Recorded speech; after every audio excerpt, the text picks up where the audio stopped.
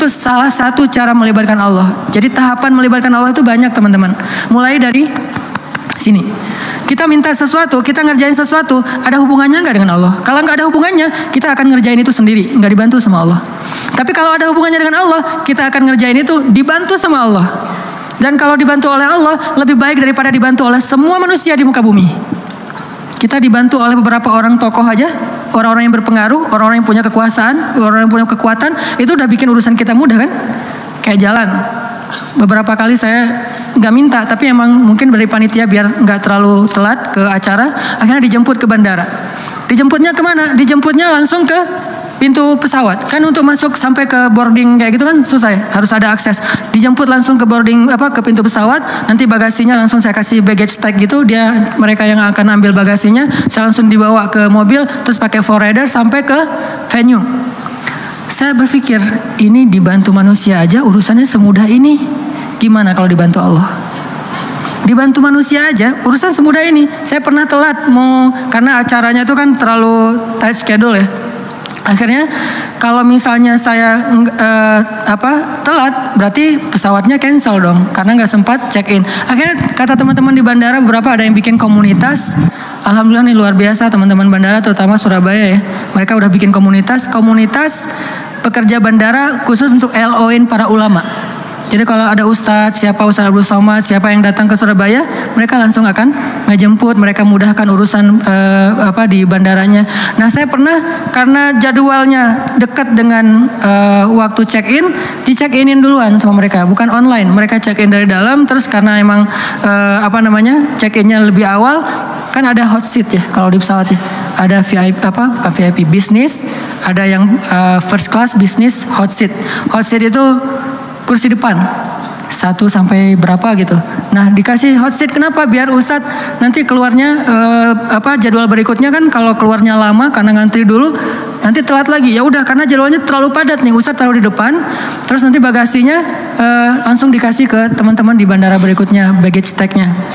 Dimudahkan banget sehingga pas datang-datang disediakan lunch. Jadi pas tadi belum sempat makan siang, ya udah Ustaz makan siang di bandara aja. Oh ya udah nggak apa-apa. Saya pikir makan siang di bandara nanti di stand-stand gitu kan. Ternyata langsung dimasukin ke lunch biar nyaman, katanya makan siangnya makan. Saya berpikir, aduh mudah sekali ya kalau dibantu oleh manusia, dibantu oleh teman, dibantu oleh murid, dibantu oleh sahabat, mudah urusan kita. Gimana kalau dibantu sama Allah? Itu manusia dengan keterbatasannya bisa memudahkan urusan kita banget loh. Gimana kalau Allah? Dan dia mau bantu kita karena siapa? Allah menggerakkan hatinya. Kalau dia sebel sama saya, mana mau dia bantu saya? Kalau dia misalnya nganggap saya bukan siapa-siapa, nggak penting nih orang, nggak akan dibantu kan?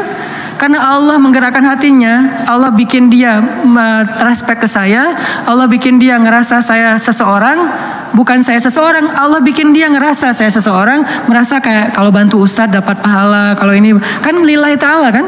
Berarti siapa yang menggerakkan hatinya? Allah. Dan itu bukan hanya dalam kasus itu, dalam kasus apapun, termasuk kalau kita lagi ada kerjaan apa, segala macam. Kadang-kadang mungkin bukan mau main belakang ya, tapi tetap kita butuh orang untuk memudahkan urusan kita. Kadang-kadang kita udah jujur, tapi karena mungkin kurang gitu, akhirnya jadi dizolimi. Ini karena ada orang dalam jujur ya, jadi profesional. Banyak hal lah, contoh-contoh kehidupan kita sehari-hari. Ini ditolong oleh manusia aja bisa mudah. Gimana kalau ditolong oleh Allah Subhanahu Wa Taala? Makanya kita begitu antusias, begitu semangat untuk bangun network. Saya harus banyak teman, biar kemana-mana mudah. Anak-anak skuter, anak-anak Vespa misalnya, di mana-mana punya teman, geng, komunitas. Jadi pas Vespanya rusak di tengah jalan jam 1 malam, dia nggak susah-susah nyari teman. Misalnya rusaknya di Ciamis, masa nelfon teman di Bandung sampai ke sana 7 jam lagi kan ya? Ya udah dia nelfon temennya yang dekat-dekat sana. Kalau nggak kenal, dia nelfon dulu yang di Bandung. Oh ada tuh teman gue, lu dari daerah mana? Dekat ini, dekat ini. Ditelepon temannya jam segitu kan biasa, namanya juga komunitas. Biasa malam suka nongkrong belum tidur, datang. Ternyata datang, bantuin, akhirnya ngobrol, malah makan durian atau enak gitu ya sambil nonton Piala Dunia atau itu kan karena jadi turun di mana, oh ada durian, turun aja. Ternyata ada yang kenal, nih kasih durian yang paling bagus. Kalau enggak mungkin dipilihin udah mahal tapi nggak memuaskan. Ini kasih yang paling bagus, bukan kita nggak bayar, tetap bayar. Namanya juga dagang ya, tetap bayar cuman dikasih yang paling bagus, terus kita bisa sambil ngobrol-ngobrol, ketawa-ketawa. Ini karena Allah mudahkan dan secara zahir manusia mudahkan. Kebayang nggak kalau Allah mensupport kita dalam segala urusan, mulai dari bangun tidur, dan selama ini udah dilakuin sama Allah, cuman karena jadi rutinitas kita sampai lupa ada Allah di belakangnya. Hal-hal lain selain rutinitas, kejutan-kejutan. Caranya gimana? Biar Allah nolongin kita, terlibat dalam urusan kita. Kayak kita nyalain mobil kita lagi mogok, didorong oleh, kalau yang dorongnya istri kita doang, kan nggak mungkin. Akhirnya kita yang dorong, istri nggak bisa nyetir. Terus yang dorong siapa? Kan susah ya.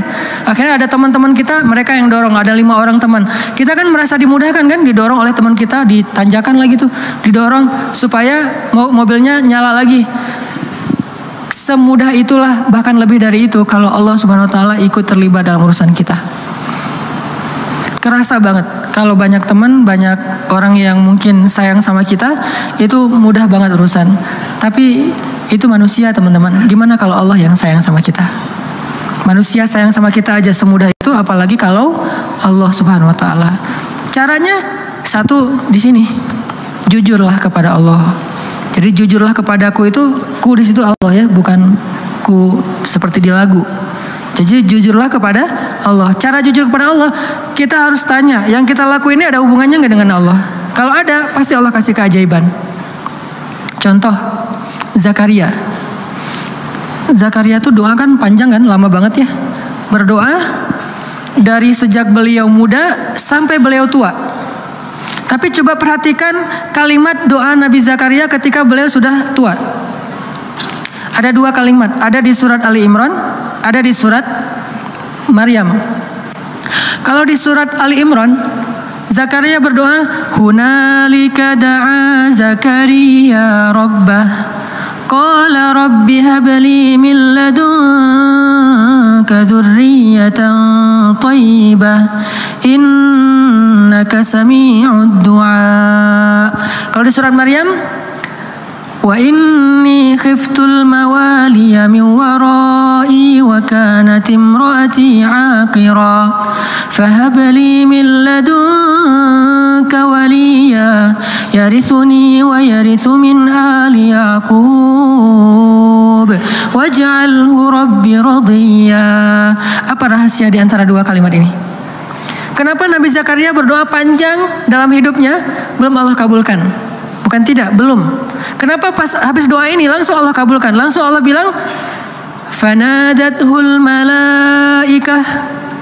Kalau di surat Maryam, ya Zakaria, langsung Allah panggil. Kenapa cepat dikabulkan? Karena di dua doa ini Nabi Zakaria udah mulai mengkonekkan antara keinginannya dengan Allah. Kalau di surat Ali Imran, Nabi Zakaria ngelihat Maryam yang dapat makanan dari langit. Aduh, ini anak soleha banget, dicinta banget sama Allah, sampai segitu-segitunya Allah memperlakukan anak kecil ini, anak SD, duduk di sebuah ruangan kecil, mihrab namanya, terus lapar, Allah yang ngasih makan, dia belum berdoa, dia lapar doang, Allah langsung datangkan makanan, dan yang bawa makanan apa? Bukan gosen, malaikat. Dibawa gosen aja bikin kita nyaman kan ya. Males keluar, udah aja gosen kan murah ya. Tinggal klik. Kalau misalnya nggak ada saldonya ya bayar cash lah ya. Mudah banget, 10 menit datang gitu. Ini lebih dahsyat daripada gosen, malaikat yang datang dan makanannya masih hangat. Terjamin nggak ada sama sekali penyakit di dalamnya. Dibawa oleh malaikat, dihidangkan depan Maryam, malaikat balik, Nabi Zakaria masuk. Kata Nabi Zakaria, ya Maryam, anna laki hadza? Kamu dapat dari mana makanan ini? Kan paman belum kirim kan? Ini baru paman bawa. Kata Maryam, huwa min indillah, Allah yang kirim. Anak SD ngomong gitu. Ada nggak anak SD sekarang? Dek, dapat dari mana? Allah yang kirim, Om. Wah, itu soleha banget kan? Tingkat dewa tuh luar biasa. Allah yang kirim. Ya memang nggak ada lagi, emang adanya cuma di zaman itu. Maryam sampai bilang, dari Allah paman, Allah yang kirim. Dan Allah bukan hanya ngomong Allah yang kirim, sampai ceramahin Zakaria, innallaha yarzuqu may yasha'u bighairi hisab. Allah itu paman, kalau ngasih rezeki itu nggak bisa dihitung-hitung loh. Bin haitsu la yahtasib. Oh iya, jadi Zakaria dapat talim dari Maryam. Cuma nanya satu hal tapi dapat ilmu lebih dari yang dia tanya. Ya Maryam, anna laki hadza? Kamu dapat dari mana Maryam? Huwa min indillah, innallaha yarzuqu man yasha bighairi hisab. Ini dari Allah, Allah yang kirim. Allah itu memberi rezeki kepada hambanya, dan Allah kalau udah ngasih rezeki gak bisa ditebak-tebak dari mana caranya. Itu kata-kata Maryam. Kagum Zakaria. Duh, pengen banget punya anak sesoleha ini. Kan berarti ada hubungannya dengan Allah. Sesoleha ini, soleh. Baru hunalika, saat itu juga di sana Zakaria berdoa, Rabbi habli min ladunka dzurriyyatan thayyibah. Kayak gitu ya Allah, saya pengen kayak gitu. Langsung Allah kirim malaikat, katakan ke Zakaria dia akan punya anak persis kayak Maryam, tapi namanya jenis kelaminnya laki-laki, namanya Yahya. Kalau di surat Maryam, apa doa Zakaria? Wa inni khiftul mawali min warai wa kanat imraati aqira. Ya Allah, dakwah saya nanti siapa yang akan meneruskan kalau saya nggak punya anak? Itu intinya. Jadi pengen punya anak bukan sekedar pengen lucu-lucuan, pengen ada qurrata ayun, penyejuk hati apa, pengen bangga-banggaan anak saya sarjana, anak saya apa segala macam. Bukan, pengen punya anak karena pengen ada yang nerusin dakwah beliau. Karena ada hubungannya dengan Allah kan? Berarti melibatkan Allah dalam permintaannya. Wa inni khiftul mawali wa kanat imraati aqira fahabli min ladunka waliya. Bukan walada, bukan waliyan. Apa beda waladan dengan waliyan? Waladan cuma anak, waliyan penerus. Beri saya seorang anak yang meneruskan perjuangan saya, dakwah saya, pengajaran saya, taklim saya di Masjidil Aqsa. Yarithuni, tuh ada lagi kalimat penjelasnya. Yarithuni wa yarithu min ali Yaqub waj'alhu rabbi radiyya. Yang mewarisi perjuangan aku, mewarisi perjuangan dari keturunan Yakub dengan keturunan yang luar biasa, orang-orang soleh semua. Maka jadikan dia anak yang kau ridhai ya Allah. Langsung Allah ketika dengar kalimat ini, ya Zakaria, langsung dipanggil sama Allah. Itu cara kalau kita pengen dapat kejutan dari Allah. Libatkan Allah dengan niat. Caranya coba cari apa hubungannya antara maunya kita dengan Allah, antara proyek kita dengan Allah, antara usaha kita dengan Allah, antara permintaan kita, life goals kita dengan Allah. Kalau nggak ada hubungannya, kita disuruh jalan sendiri. Tapi kalau ada hubungannya, Allah akan support kita. Ya Zakaria, langsung Allah panggil. Inna nubashiruka bi ghulam. Bahagialah wahai Zakaria, berbahagialah, kamu akan punya anak. Ismuhu Yahya, lam naj'al lahu min qablu samiyya. وآتيناه الحكم صبيا وحنانا من لدنا وزكاة وكان تقيا وبرا بوالديه ولم يكن جبارا عصيا وسلام عليه يوم ولد ويوم يموت ويوم يبعث حيا. Spesifik, luar biasa nih. Dikasih dengan spesifik yang istimewa, bukan cuma nih anak laki-laki yang kamu minta, enggak. Allah langsung kasih tahu anaknya itu kayak gimana. Anaknya cerdas, anaknya soleh, anaknya terjaga, anaknya nggak pernah nggak pernah emosian, anaknya nggak pernah baperan, nggak pernah durhaka, nggak gini. Baik banget. Kalau di surat Ali Imran dia siddiqan wa hasuran wa nabiyan, musaddiqan wa hasuran wa nabiyan, anak yang meneruskan perjuangan dakwah, anak yang hasur, menjaga kehormatan, anak yang nabiyan, menyampaikan kebenaran. Ini luar biasa. Kenapa? Karena Zakaria mengaitkan keinginannya dengan Allah. Jadi kalau kita punya satu keinginan, punya satu, bahkan mungkin bukan hope tapi wish, sesuatu yang kadang-kadang kayak nggak kebayang kita bisa nggak sih? Nggak masalah, make a wish. Kita bikin sebuah harapan yang menurut kita mungkin gak susah diwujudkan, tapi ketika sebuah harapan yang kita anggap sesuatu yang gak mungkin dilibatkannya kepada Allah, apa sih yang gak mungkin buat Allah? Apa sih yang sulit buat Allah? Bukankah semuanya itu ada dalam pengaturan Allah? Biyadihil mulk. Arti biyadihil mulk, semuanya itu dalam kekuasaan Allah Subhanahu wa taala. Terserah Allah mau diapain, caranya di sini. Faman kanat hijratuhu ilallahi wa rasulih fahijratuhu ilallahi wa rasulih. Akhirnya para sahabat yang berhijrah dalam konteks hijrah, berhijrah meniatkan karena Allah. Contohnya misalnya ada yang berhijrah seorang diri, seperti Suhaib Ar-Rumi, banyak sahabat yang hijrah seorang diri. Beda sama Umar ya. Kalau Umar kan hijrahnya posting ya. Sebelum hijrah posting dulu. Captionnya, ahli Mekah, orang-orang Mekah. Dia mention satu persatu. @Abu Jahal, @Abu Sufyan, satu-satu di mention sama Umar. Terus terakhir pakai hashtag ahli Makkah, ya ahla Makkah, ya ma'syara Quraisy, ya Aba Jahal, ya Abu Sufyan, ya banyak banget. Ya itu kan ya. Bahasa Arabnya ya, bahasa Instagramnya . Setelah di-mention satu-satu, dia bilang apa? Fa'lamu anni muhajir. Ketahuilah kalian, gua pengen hijrah. Hijrahnya tuh dikapitalin lagi tuh, gede tulisannya biar orang tahu kalau dia mau hijrah. Terus di bold, saya mau hijrah. Siapa yang pengen istrinya jadi janda, anaknya jadi yatim, tunggu saya di balik bukit itu. Ditunjukin Sherlock bukit mana yang disuruh tungguin. Saking spesifiknya Umar bin Khattab, nggak ada yang berani nungguin Umar. Tapi pertanyaan saya ini mungkin pertanyaan penasaran. Kenapa Nabi nggak hijrah bareng Umar aja kalau kayak gitu? Kan hijrah bareng Umar aman banget kan ya? Kata Umar, orang Mekah, gua mau hijrah bareng Rasulullah. Ada yang berani nungguin nggak? Siapa yang mau istrinya jadi janda, anaknya jadi yatim, tunggu kami, saya dan Rasulullah di belakang bukit. Kan aman tuh hijrahnya. Kenapa Nabi nggak hijrah bareng Umar aja sih, biar gampang, nggak ada adegan Surakoh, nggak ada adegan sembunyi dalam gua Thur, nggak ada adegan diikat talinya oleh anaknya Abu Bakar, Asma binti Abu Bakar. Kan nggak ada adegan-adegan yang sulit.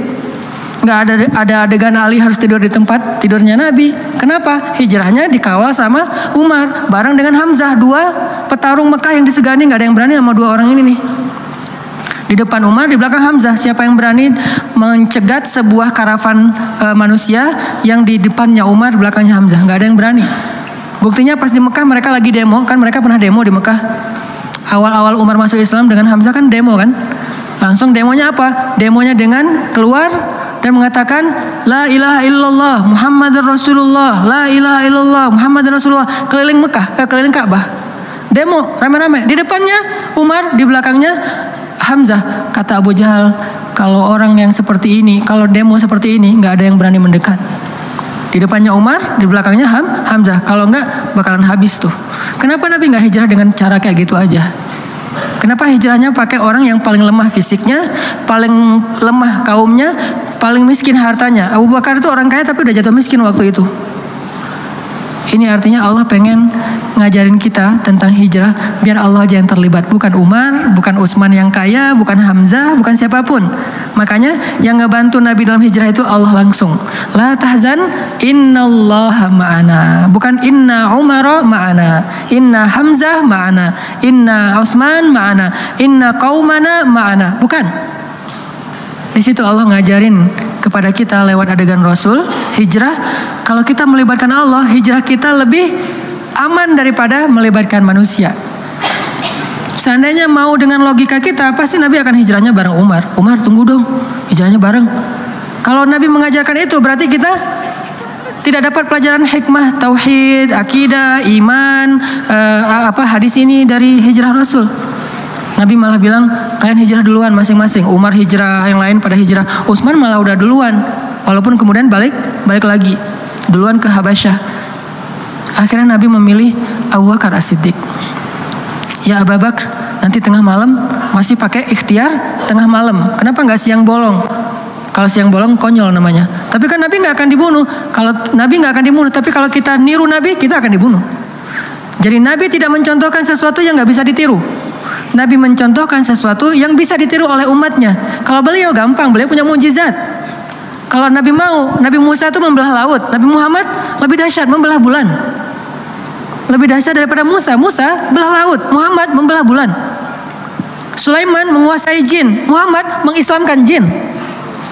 Sulaiman jin dikuasai tapi tidak masuk agama Hanif. Ketika Sulaiman wafat, jin kufur lagi gitu kan? Tapi Muhammad mengislamkan jin. Lebih dahsyat, semua mukjizat para nabi terkumpul kepada Rasulullah SAW. Jadi kalau Nabi mau, nggak usah pikir strategi lah apa segala macam. Kenapa pengen hijrahnya ke Madinah, tapi malah jalannya menjauh dari Madinah ke Gua Thur, malah sembunyi di sebuah lubang kecil. Kenapa nggak terang-terangan aja kayak Umar? Karena kalau Nabi melakukan itu, lalu kita meniru, kita akan mati konyol. Karena kita nggak punya mukjizat. Sehingga Nabi mencontohkan sesuatu yang bisa kita tiru sebagai manusia biasa. Beliau nggak egois. Gue kan punya mujizat, ngapain sih gentar-gentar takut-takut amat? Udah biasa aja kali. Ntar Allah juga pasti nolong. Gak mungkin Allah membiarkan nabinya dicelakai oleh musuh-musuhnya. Ya, tapi umatnya. Sehingga Nabi contohkan, kalau saya contohkan ke gini, kasihan umat saya nanti nggak bisa niru. Kalau mereka tiru yang ini, habis mereka. Sehingga saya contohkan sesuatu yang kalau mereka tiru, mereka aman. Caranya berstrategi lah, caranya pakai taktik, caranya bersiasat, dan seterusnya dan seterusnya. Dipilih Abu Bakar. Tapi kalau pakai Umar, nggak ada pelajaran akidah. Makanya Nabi memberi banyak pelajaran dalam hijrah. Hijrah dengan Abu Bakar.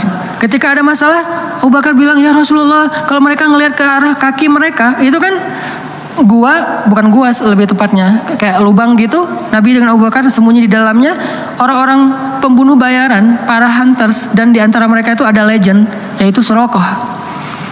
Paling legend lah dalam membaca jejak. Dia tuh udah terkenal banget. Nggak mungkin lolos dari Suraqah itu susah banget.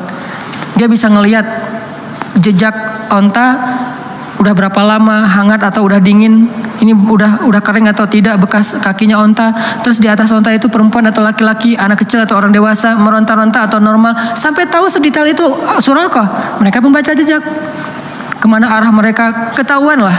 Padahal Nabi itu udah pakai banyak strategi. Caranya Nabi terus lewat anaknya Abu Bakar dengan pembantunya Abu Bakar untuk nutupin jejak Nabi pakai ternak-ternak. Ketahuan juga tetap, namanya juga Suraqah.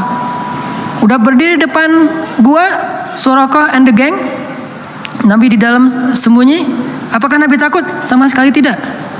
Nabi waktu itu sama sekali tidak bersembunyi karena takut. Lagi ngajarin kita cara sembunyi. Kalau Nabi mau, Nabi tinggal keluar. Ada apaan sih? Bisa, gampang buat Nabi. Lo mau gua doain? Kan gak berani mereka. Nabi belum angkat tangan udah pada stroke semuanya itu. Kalau Nabi mau kan, tapi Nabi lagi ngajarin kita teman-teman. Jadi adegan sirah adalah pelajaran buat kita, bukan apa yang Nabi rasakan. Nabi gak takut sama sekali. Sekelas Nabi gak mungkin takut lah, sang pemberani banget. Tapi Nabi pengen ngajarin kita sembunyi di dalam. Abu Bakar resah, bingung nih, mana nih kalau mereka ngeliat ke atas, ke bawah. Mereka udah ngeliat ke atas bukit nggak ada, ngeliat ke kanan nggak ada, ngeliat ke kiri nggak ada, ngeliat ke belakang nggak ada. Cuman satu lagi yang nggak dilihat, ke bawah. Allah tahan pandangan mereka untuk ngelihat ke bawah. Ini cara Allah nolong mereka.